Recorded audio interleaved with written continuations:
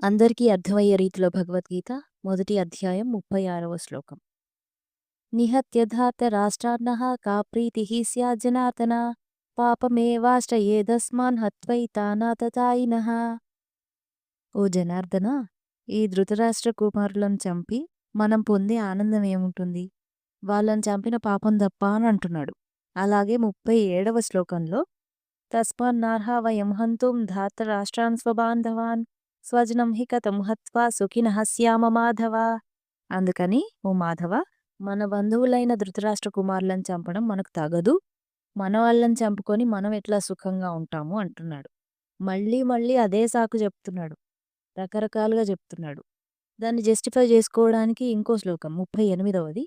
యద్యప్యేతేన పశ్యంతి లోభోపహత చేతసః కులక్షయకృతం దోషం మిత్రద్రోహే చ పాతకం.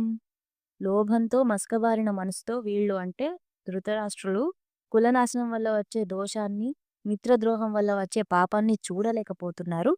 అందుకే యుద్ధానికి సిద్ధపడ్డారు. వాళ్ళు చూడలేకపోతున్నారు, కానీ నేను చూడగలుగుతున్నాను, అదే నా బాధ అంటున్నాడు. కొంతమంది స్వార్థంతో అందులవుతారు, కొంతమంది చూడగలిగి ప్రేమతో బాధపడతారు. ఇది మన జీవితాల్లో కూడా జరుగుతుంటుంది.